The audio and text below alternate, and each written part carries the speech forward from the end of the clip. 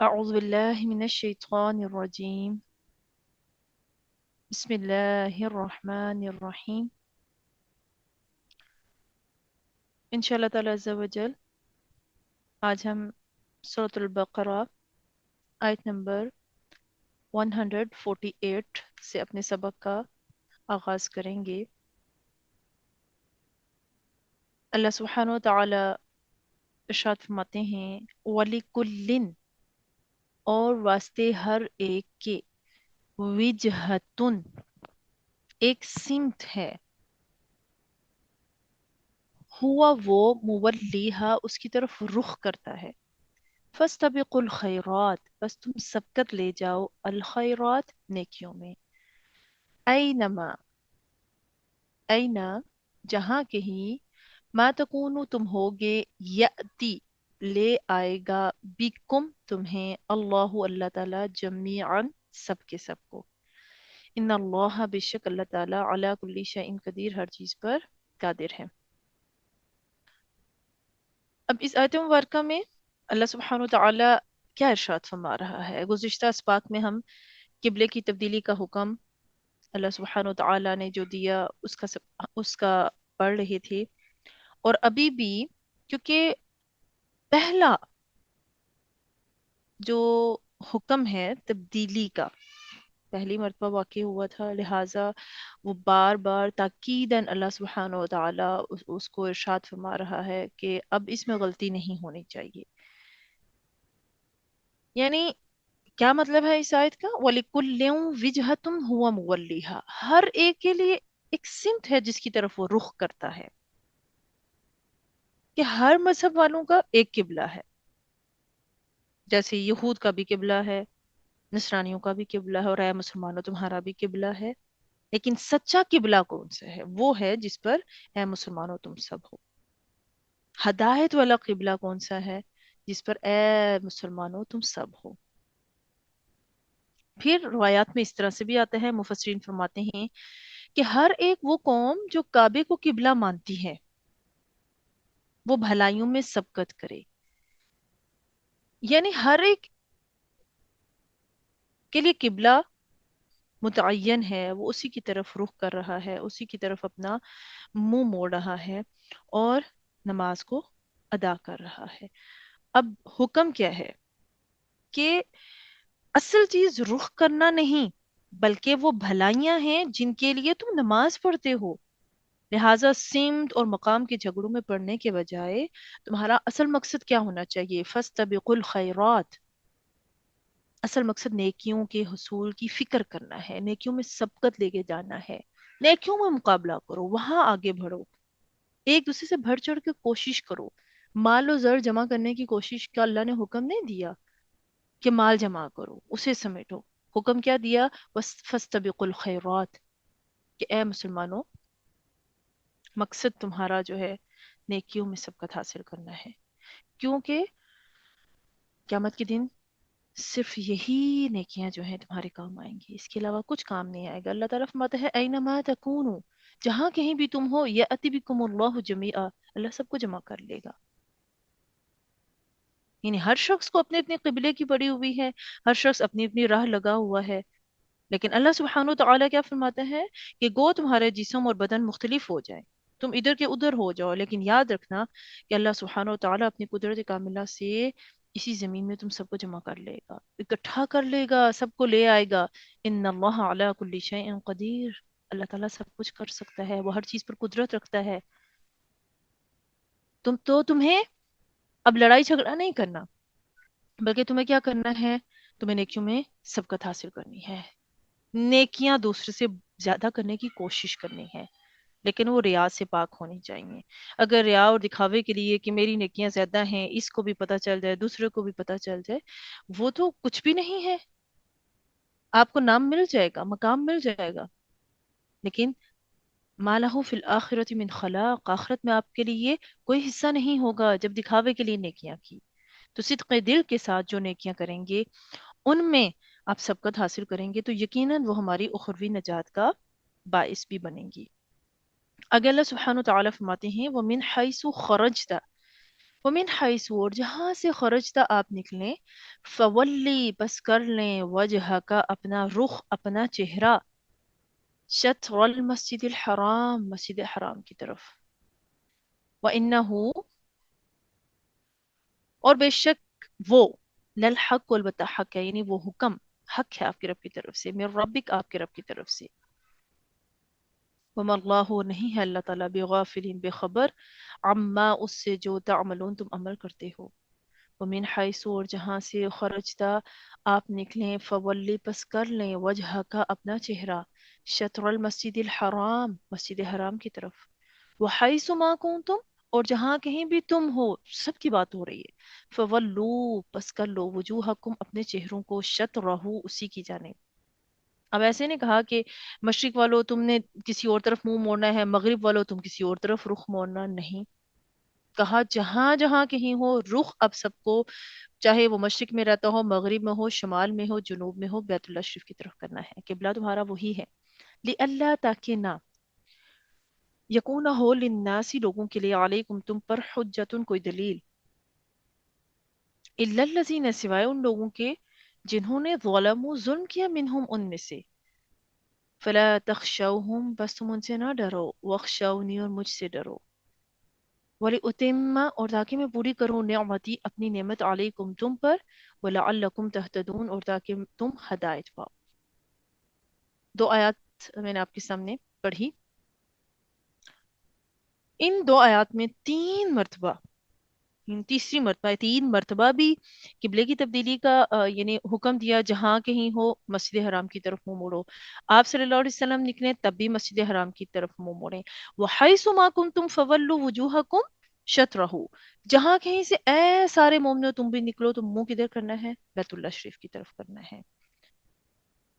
تو یہ تیسری مرتبہ یعنی حکم ہو رہا ہے روئے زمین کے تمام مسلمانوں کی کہ نماز کے وقت تم سب کا رخ جو ہے مسجد حرام کی طرف ہونا چاہیے. اور تین مرتبہ جو یہ تاکید فرمائی وہ اس لیے ہے کہ یہ تبدیلی حکم قبلے کی جو تبدیلی ہوئی، اس کا حکم پہلی بار واقع ہوا تھا.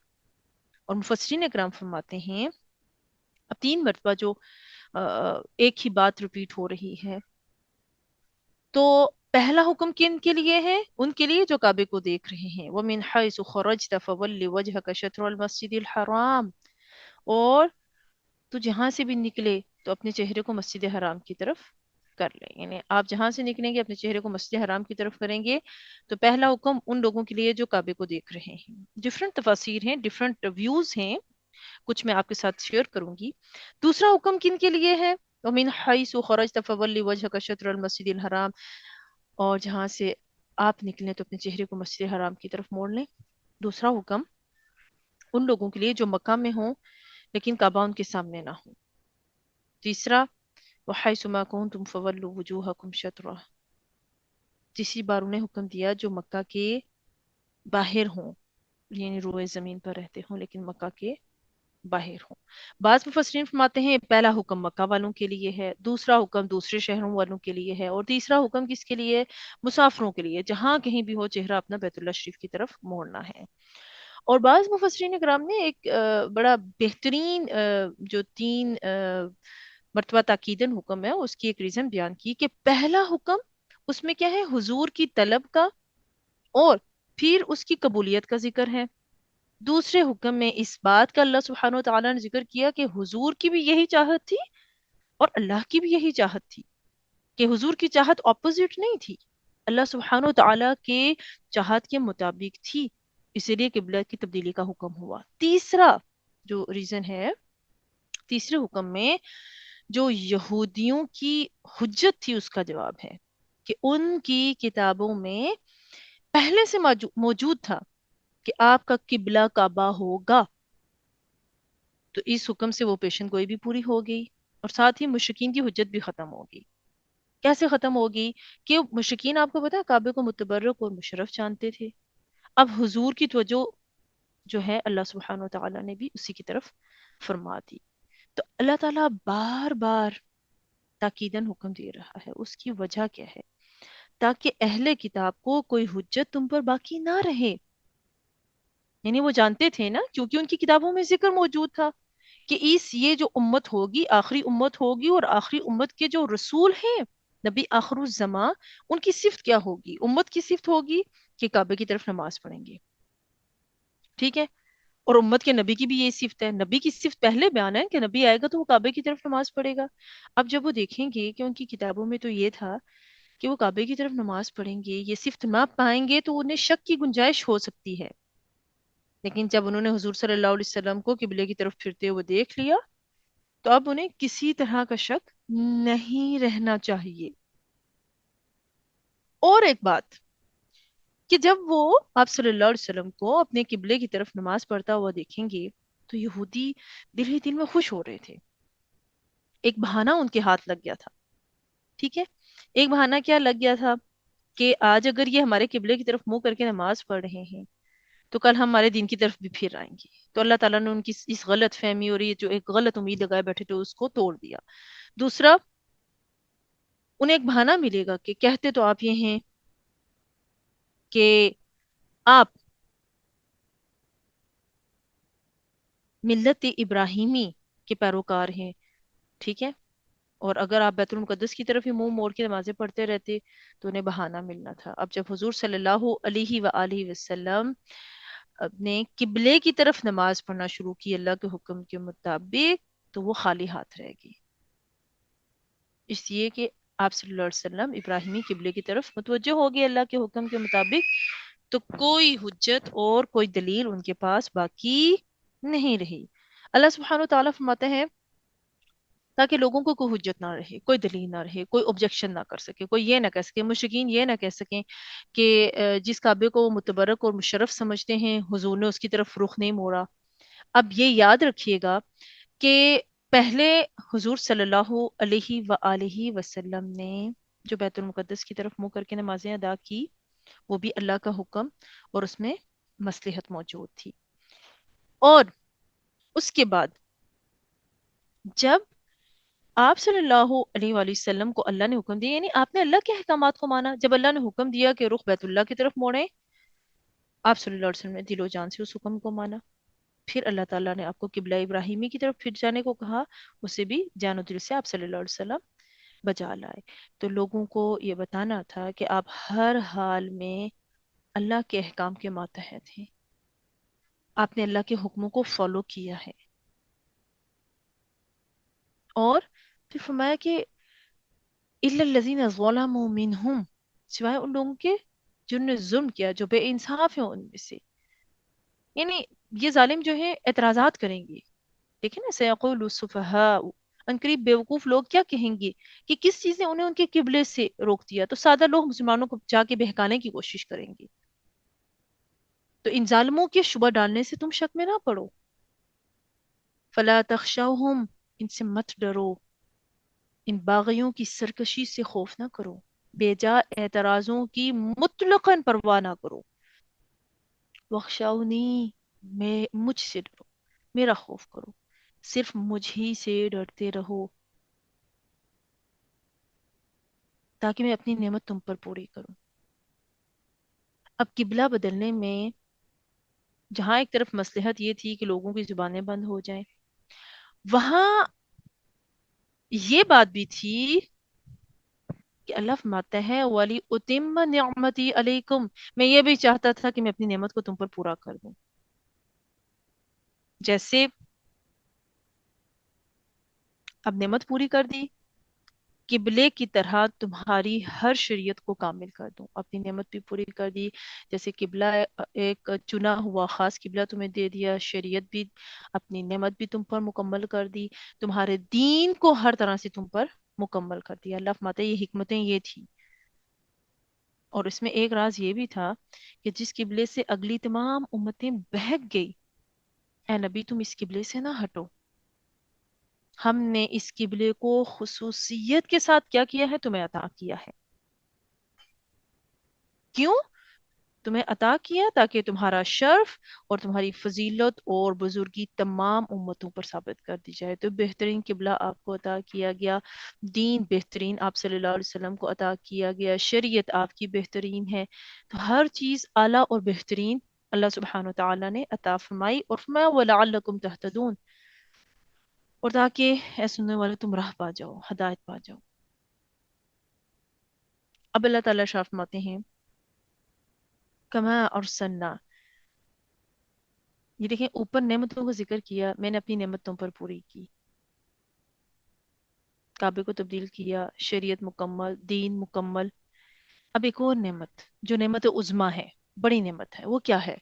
اللہ تعالیٰ فرماتا ہے جیسا کہ اب اوپر والی آیت کے ساتھ اس کا لنک ہے، نعمتوں کا ذکر کیا کہ میں نعمت پوری کروں، تو ان میں سے ایک خاص نعمت کو اللہ گنوا رہا ہے کہ جیسے کعبہ خاص ہے، دین خاص ہے، شریعت خاص ہے، تو اس میں جو بڑی نعمت ہے وہ کیا ہے؟ کما جیسا کہ ارسلنا، ہم نے بھیجا، فیکم تم میں، رسولن ایک رسول، میوکم تم میں سے ہیں، یتلو وہ پڑھتے ہیں، علیکم تم پر، آیاتنا ہماری آیات، ویزکیکم اور وہ کیا کرتے ہیں؟ تمہیں پاک کرتے ہیں، وَيُعَلِّمُكُمُ الْكِتَابَ اور وہ سکھاتے ہیں تمہیں کتاب، والحکمت اور حکمت، وَيُعَلِّمُكُمْ اور وہ سکھاتے ہیں تمہیں ما جو لم نہیں تکونو تم تھے تعلمون جانتے۔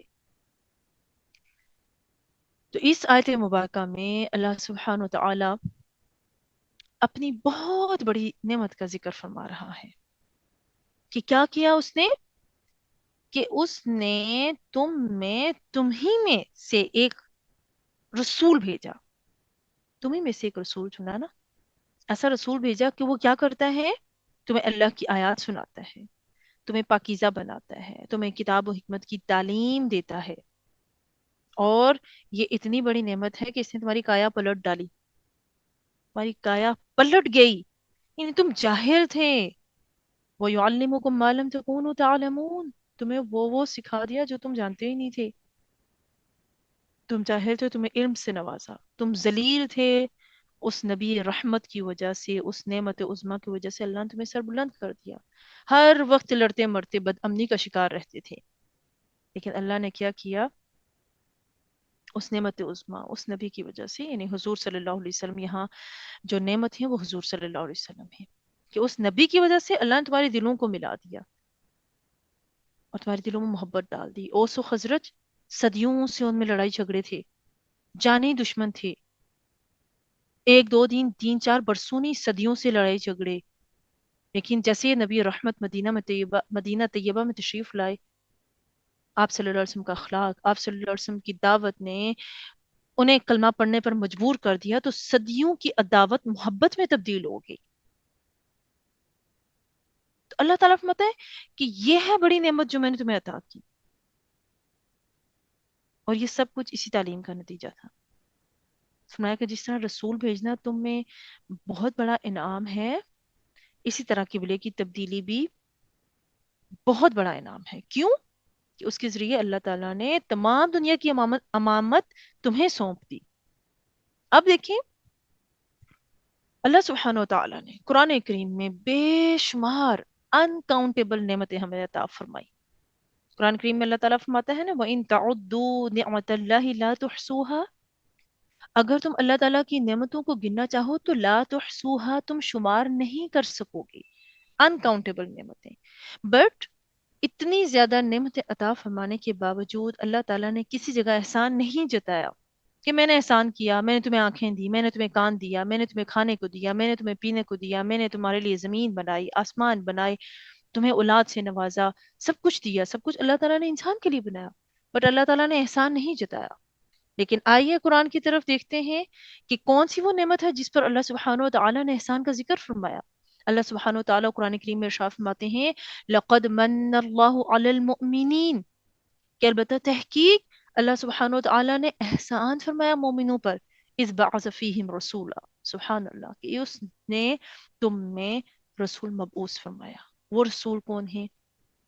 نبی رحمت حضور صلی اللہ تعالیٰ علیہ وآلہ وسلم ہیں، اور یہ اللہ نے احسان جتایا کہ میں نے احسان کیا تم جاہلوں پر کہ تمہیں نبی رحمت عطا فرمائے، اور جو اس نعمت کی، جو حضور کی قدر نہیں کرتا، ان کے لیے بھی قرآن کریم کیا فرماتا ہے؟ اللہ کیا فرماتا ہے کہ أَلَمْ تَرَ إِلَى الَّذِينَ بَدَّلُوا نِعْمَةَ اللَّهِ كُفْرًا، کہ کیا تو نے ان لوگوں کو نہیں دیکھا یا تو انہیں نہیں دیکھتا جنہوں نے خدا کی اس نعمت کے بدلے میں کفر کیا اور اپنی قوم کو ہلاکت کے گڑھے میں ڈالا؟ تو یہاں نعمت کون ہے؟ یہاں نعمت سے مراد محمد عربی صلی اللہ تعالی علیہ وآلہ وسلم ہیں، جو ہمیں اللہ تعالیٰ نے عطا فرمائے. تو یہ نعمت عظمیٰ ہیں، جہالت کے اندھیروں سے، کفر کے اندھیروں سے حضور صلی اللہ علیہ وآلہ وسلم نے ہمیں نکالا، اسلام کی روشنی میں لائے، اسلامی تعلیمات ہمارے سامنے لے کر آئے، اللہ کا کلام ہمیں پڑھ کر سنایا، ایسے ہی نہیں چھوڑ دیا، تلاوت بھی کی، تلاوت کے ساتھ ہمارا تزکیہ کیا، تزکیہ کے ساتھ کتاب و حکمت، قرآن و سنت و حدیث اور حکمت و دانائی کی باتیں حضور نے سکھائی، اور وہ علم ہمیں سکھائے جو ہم جانتے ہی نہیں تھے. تو جب اللہ سبحانہ و تعالیٰ نعمت سے نوازے تو ہم اس نعمت کی قدر کرنی ہوتی ہے. بہت ساری نعمتیں اللہ تعالیٰ نے ہمیں اور بھی عطا کی، تو حضور ان سب سے بڑھ کر نعمت ہیں، نعمت عظمیٰ ہیں. تو ہمیں اس نعمت کی قدر کیسے کرنی ہے؟ حضور کے راستے پر چلنا ہے. کیوں کہ انہی کے راستے پر چل کے ہم اچھے انسان بن سکتے ہیں اور ہمیں نجات ملے گی. اللہ سبحانہ و تعالی ہمیں حضور صلی اللہ علیہ وآلہ وسلم کے نقش قدم پر چلنے کی توفیق عطا فرمائے. آپ صلی اللہ علیہ وسلم کی کامل محبت ہم سب کے سینوں میں پیدا فرمائے. سنت رسول کے مطابق زندگی بسر کرنے کی توفیق عطا فرمائے. وآخر الدعوانا ان الحمد للہ رب العالمین. سبحانک اللہم وبحمدک اشہد ان لا الہ الا انت استغفرک واتوب الیک. آمین ثم آمین. السلام علیکم ورحمۃ اللہ وبرکاتہ.